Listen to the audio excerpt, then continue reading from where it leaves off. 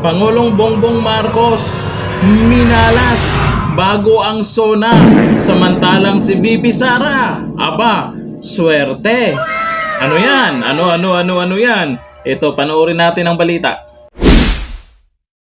Ahead of his third State of the Nation address, a pulsation survey shows both President Bongbong Marcos's approval and trust ratings slightly dropped. Bumaba daw. Ano na? Ba't bumaba? Wala na yung swerte sa unit team. Wala na yung malakas sumatak dyan sa survey. At pinagkatiwalaan ng taong bayan. Ituloy natin. Based on a survey published on Wednesday, July 17, Marcos's approval rating dipped to 53% in June. Kalaki na. Malaki din yan. Malaki din yan. Bumagsak sa 53% na lang. 5% in March 2024, while his trust rating dropped from 57% in March to 52% in June. Meanwhile, Vice President Sara Duterte's approval ratings like Ito kay Vice President Sara Duterte. Grabe naman yan. Magagalit na naman sila dyan. Baka mabadshot na naman ito si VP Sara. Kay cute. O, tingnan mo naman bakit. Kayong mga nagbabalita ha. Bakit nyo inilabas to? Oh. Dapat tahimik kayo pagpabor kay sa mga Duterte. Bakit kayo nag-ingay? Malapit na ang SONA. Nako talaga. Ano yan? Napakalaking negatibo yan ngayon. Naghiwalay. Yung isa, bagsak. Yung isa, umangat. Tapos yung umangat, hindi pa mag-attend sa SONA. Nako. Ano kaya yung Ano kaya yung pwedeng sabihin dyan sa SONA? Sa wakas, bumagsak yung rating natin. Ayan ha. Simula pa lang yan. Simula pa po. Asahan natin. Baka pagkatapos ng SONA at wala siyang magandang masabi dyan, lalong bumagsak yan.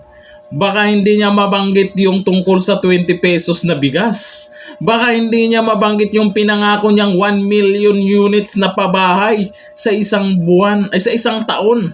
O per year, 1 million, ibig sabihin 6 million units. Aba, ilan lang ngayon, tahimik ngayon Nung umpisa lang, maingay. Ngayon, alam. Nasaan na yung mga ibang pinangako?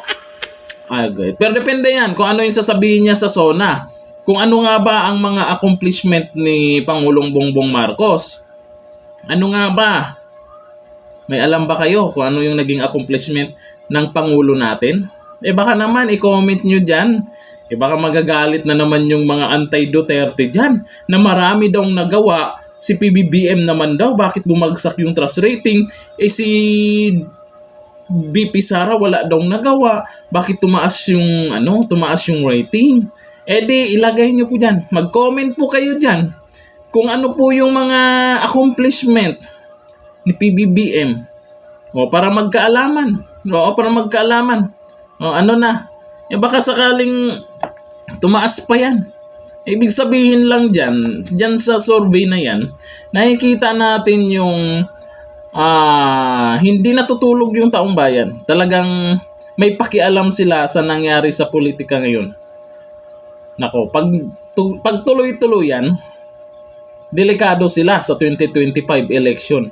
Kasi, syempre, kung sino yung mas mataas yung ratings, possible na kung sino yung ini-endorso nilang mga senador ngayong 2025 election, ay posibleng pasok talaga yan. Yun talagang pipiliin ng taong bayan kung sino yung i-endorso nila.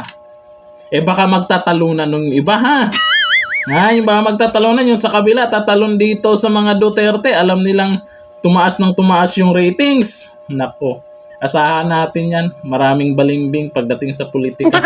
Kung saan yung malakas, doon sila. Nakaraan, talon sila sa kabila. Kasi yan po yung boss ngayon. Magkaalaman pagdating sa eleksyon. Lalo na sa 2028, maaga nilang sinisiraan si VP Sara ngayon.